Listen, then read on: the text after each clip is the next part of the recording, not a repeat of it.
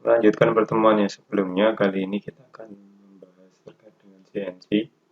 Kemarin kita sudah sempat menyampaikan terkait apa itu CAE, apa itu CAD, dan apa itu CAM.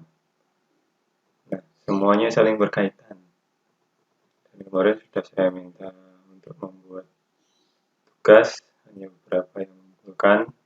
Yang belum, silakan segera dikumpulkan. Sudah saya jelaskan di video yang sudah saya buat terkait CAE, CAD, dan CAM. Dan kemarin juga saya minta untuk menjawab beberapa pertanyaan terkait dengan CNC.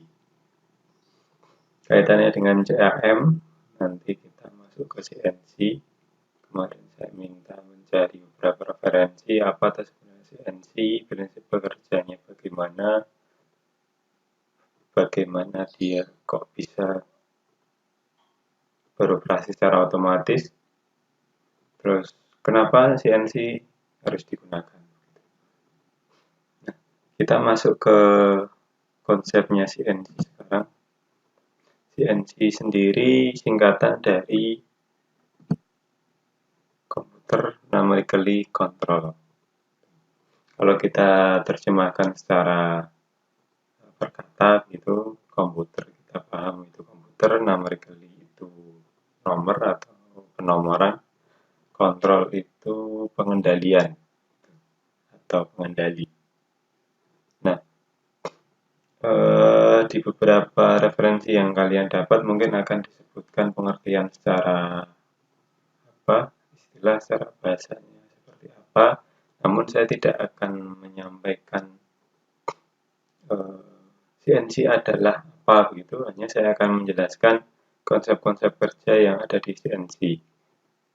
Saya juga tidak menjelaskan secara detail mulai dari sejarah kemunculannya, bagaimana perkembangannya, sampai pada akhirnya, tapi saya hanya akan mengupas detail sampai akhirnya kita ketemu bagaimana prinsip kerjanya secara konsep, sehingga kita nanti akan tahu bagaimana kita akan menyusun sebuah program CNC. Kita akan tahu bagaimana kita menjalankan mesin CNC atau mengoperasikannya.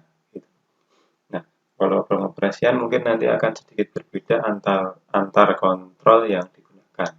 Tapi secara konsepnya masih sama. Namun secara program, selama kita menggunakan standar ISO, standar internasional, beberapa program yang ada masih sama. Oke.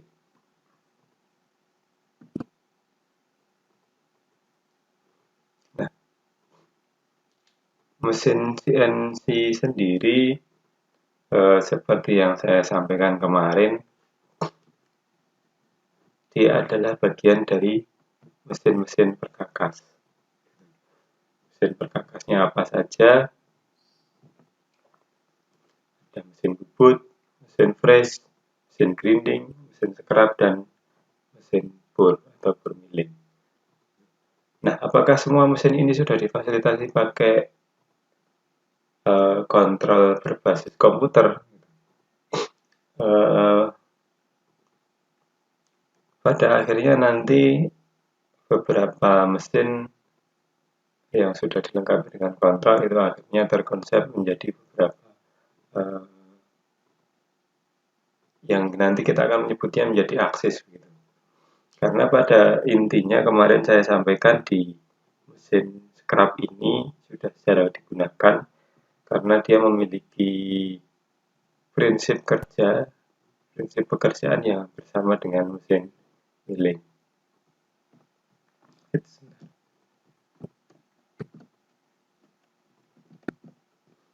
Dengan mesin milling yang ada di sini.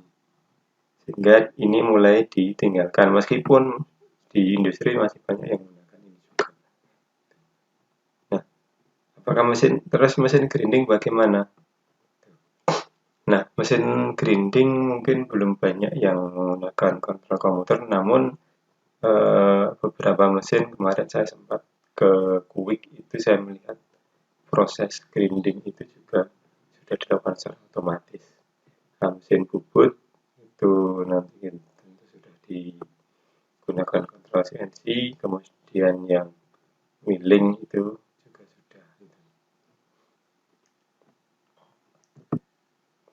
Oke, gambar yang atas ini adalah mesin bubut, yang bawah adalah mesin milling, yang nantinya kita akan menyebutnya sebagai mesin dua aksis.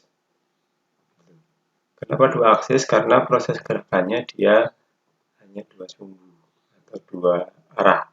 Ada arah memanjang, kanan kiri, arah melintang, itu maju mundur. Nah, terus di mesin milling itu kita nanti akan menyebutnya sebagai mesin tiga aksis. Nah, di sini kan disebut juga yang bubut tadi, kemarin saya sampaikan ada menyebutnya CNC lathe. Kalau yang ini CNC milling. Nah, pada perkembangannya akhirnya menjadi lebih kompleks lagi.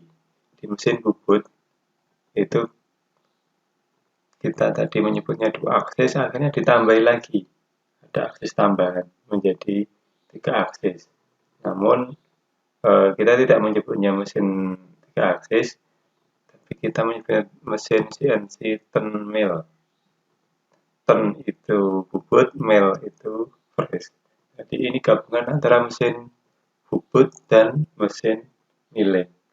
Kalau mesin bubut konsepnya alat potong itu dia tidak berputar, hanya bergerak translasi kanan kiri, maju mundur. Nah, pada mesin turn mill ini alat potong itu dia bisa berputar. Jadi hampir seperti mesin milling. Kalau di mesin milling itu kan yang berputar adalah alat potongnya atau toolnya, sementara benda kerja itu bergerak secara translasi kanan kiri, maju mundur, atau mungkin naik turun. Nah, di mesin turn mill ini alat potongnya bisa berputar juga. Benda kerjanya yang berbentuk silindris itu juga berputar. Nah, ini keunggulan yang dimiliki oleh mesin turn mill. Jadi ada akses tambahan di situ. Nah, sementara yang mesin CNC lathe dia tidak bisa berputar.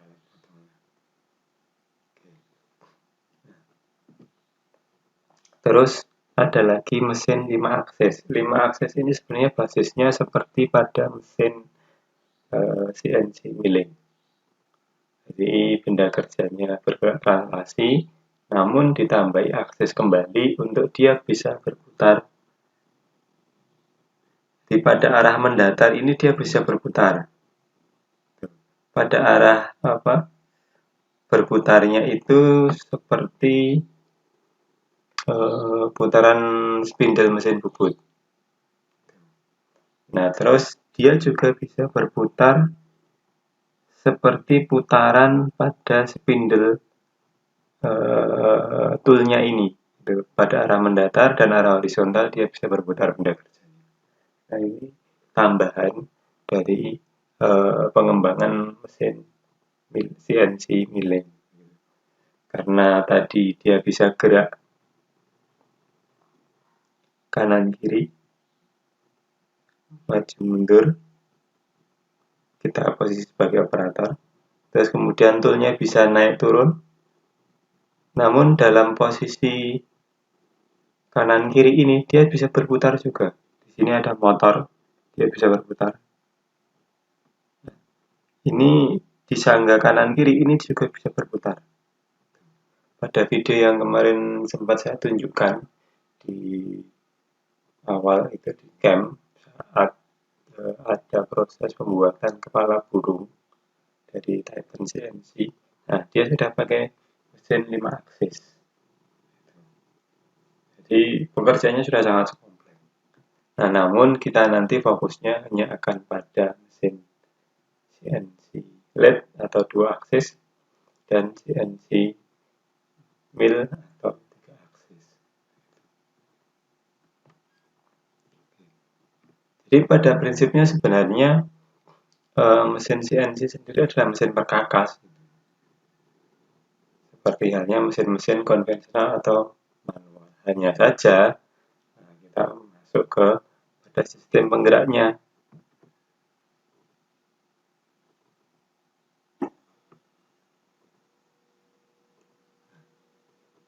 Kalau pada mesin konvensional, sistem penggeraknya kita menggunakan hand-on atau tangan. Jadi kita memutar handle-handle yang ada di mesin-mesin konvensional, ini bubut sama flash hampir sama. Jadi ada handle-handle yang diputar. Terus nanti toolnya, atau kalau pada mesin milling, ini pada mesin bubut digambar. Kalau di mesin bubut, toolnya nanti bergeraknya kanan, kiri, maju, mundur, dan gerakannya lurus. Tapi kalau pada mesin milling, nanti yang bergerak adalah benda kerjanya. Benda kerjanya bergerak kanan, kiri, maju, mundur, dan naik turun. Nah, kesemuanya itu dilakukan oleh operator, oleh manusia dengan memutar handle-handle putar di sini. Nanti kita akan menyebutnya sebagai eretan. Di bagian-bagian mesin bubut, bagian-bagian mesin flash, saya yakin sudah dijelaskan eretan itu seperti apa, prinsip kerjanya, bagaimana toh ini kita menggerakkan handle yang arahnya berputar sehingga menghasilkan sebuah gerakan lurus. Gerakannya kanan, kiri, maju, mundur itu tadi, atau atas, bawah. Nah, semuanya itu dihubungkan dengan sistem transmisi. Kalau di mesin konvensional biasanya dipakai adalah transmisi ulir trapesium, atau mungkin ada yang pakai ulir metrik, atau mungkin ulir yang lain. Sementara pada mesin CNC, proses pergerakannya itu sudah tidak lagi pakai handle, seperti halnya pada mesin konvensional ini.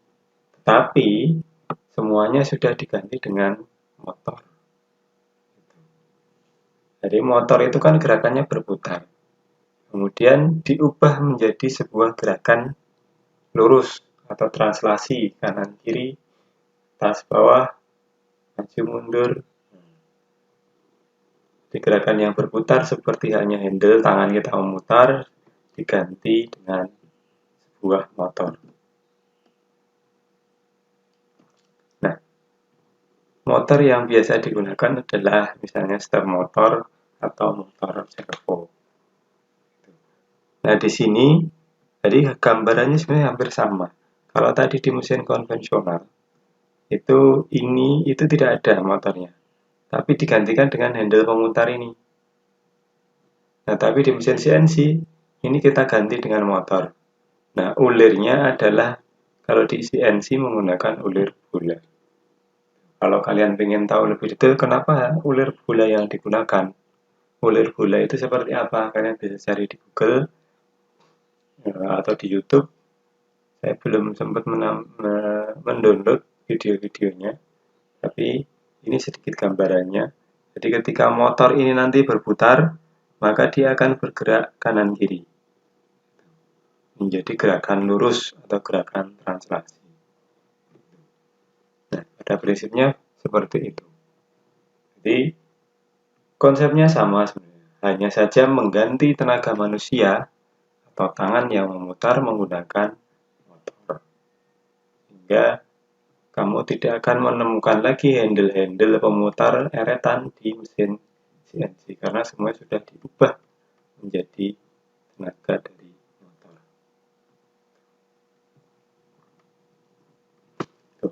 Nah, bagaimana dari motor itu bisa tahu, oh saya akan menggerakkan ini sejauh 50 mili misalnya, 60 mili atau 100 mili atau hanya 1 mili saja.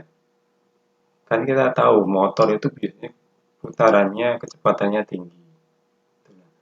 Kekhususan dari step motor atau motor servo, dia bisa dikontrol, dia mau kecepatan berapa, dia mau memutar berapa. Jadi mutarannya tidak harus full penuh. Bisa jadi putarannya hanya 1/4 lingkaran, atau mungkin hanya menyudut 1 derajat. Nah, itu proses pengaturannya pada sistem kontrol.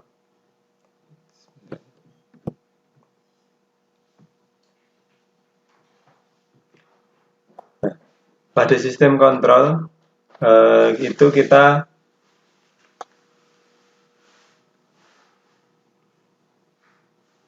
mengenal beberapa sistem kontrol yang ada nanti. Di sistem kontrol ini kita akan memberikan perintah atau sinyal.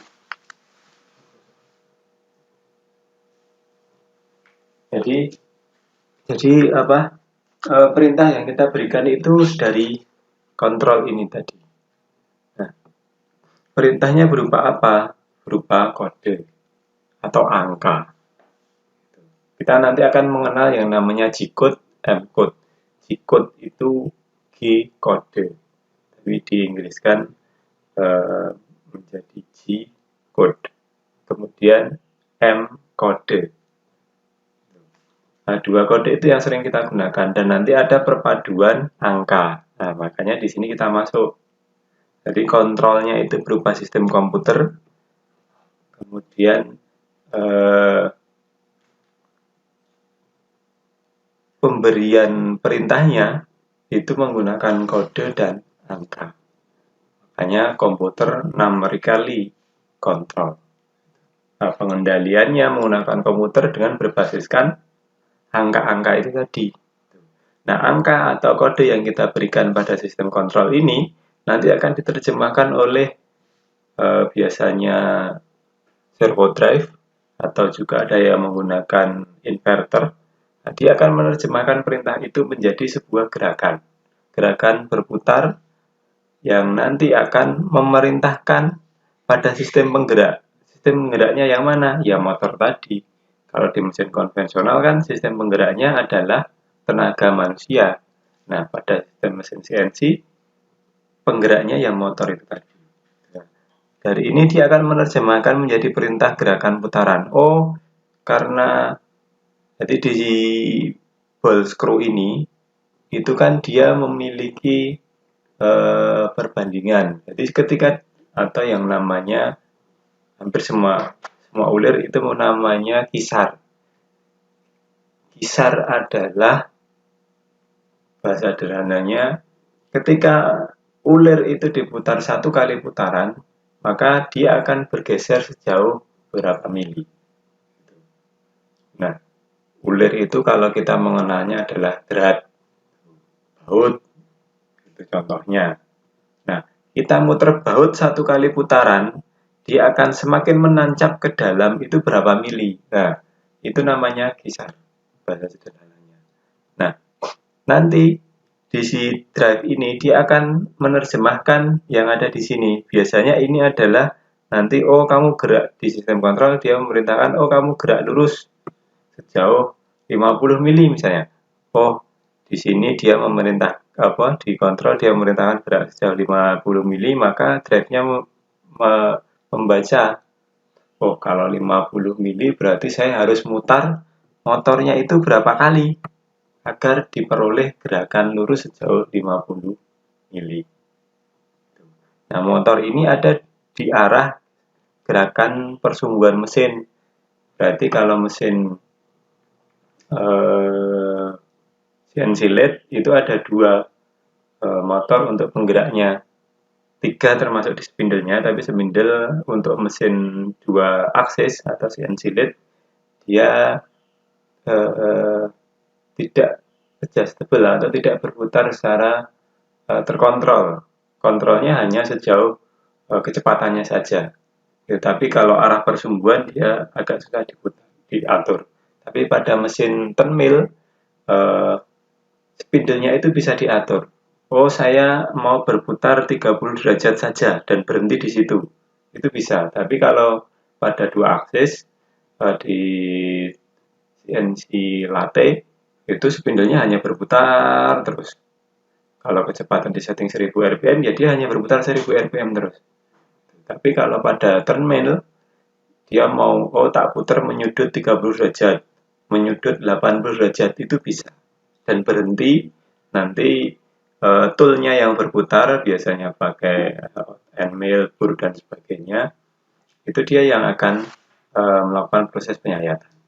Nah, kembali ke ini tadi, menerjemahkan dari gerakan dari kontrolnya, perintah dikontrol Kemudian dia akan menerjemahkan mau berapa kali putaran. Bahkan untuk jarak-jarak yang sangat kecil, misalnya 1 mili, itu dia juga bisa. Kisarnya untuk ini biasanya ada yang pakai 4 mili.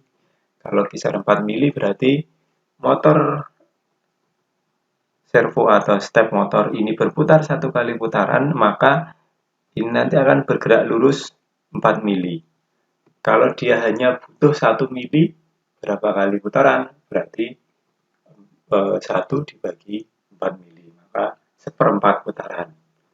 Kalau 0,1 mili bagaimana?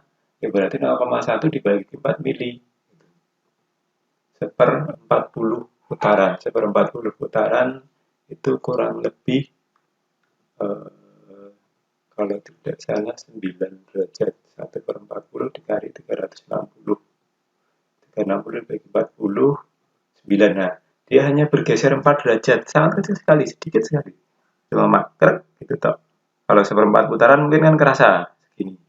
Apalagi 1 putaran lebih. Nah, ini hanya 9 derajat. Nah, ini motor ini bisa mengatur. Bahkan 0,01 pun bisa. Bahkan di mesin-mesin yang sekarang itu bisa sampai per 1000 mili. Atau ada yang mungkin 0,01 mikron. Jadi per 10.000 mili.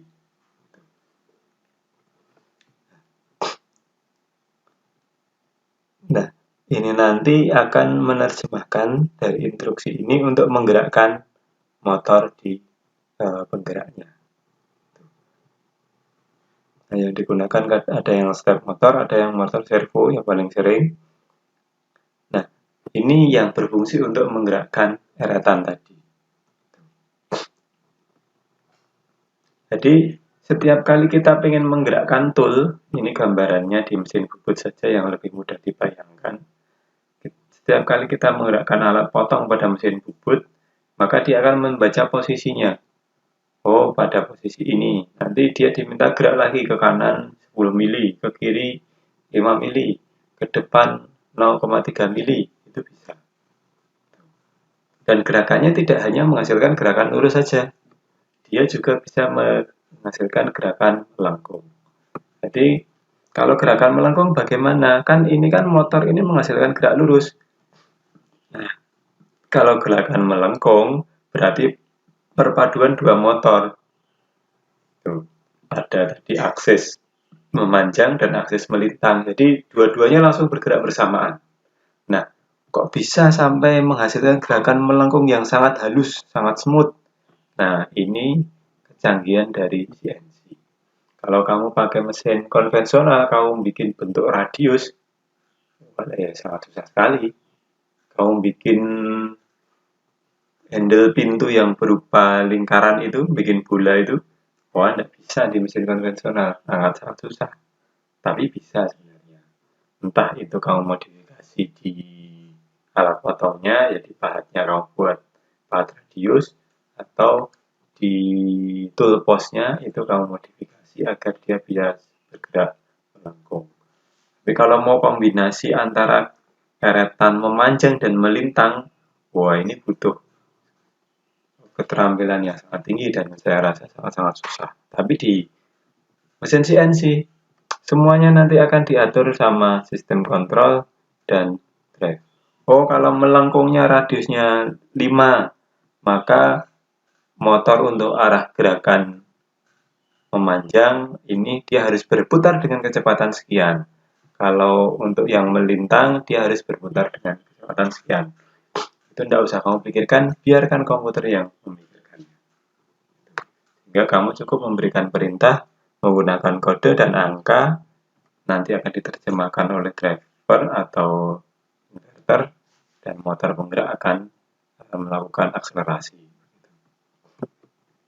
Nah, itu sistem kontrol atau sistem kerja mesin CNC dari perintah yang kita berikan, terus kemudian diterjemahkan menjadi sebuah gerakan motor. Nah, dari sini kita sudah mulai menangkap, oh CNC, Computer Numerically Control. Jadi pengendaliannya itu menggunakan sistem komputerisasi.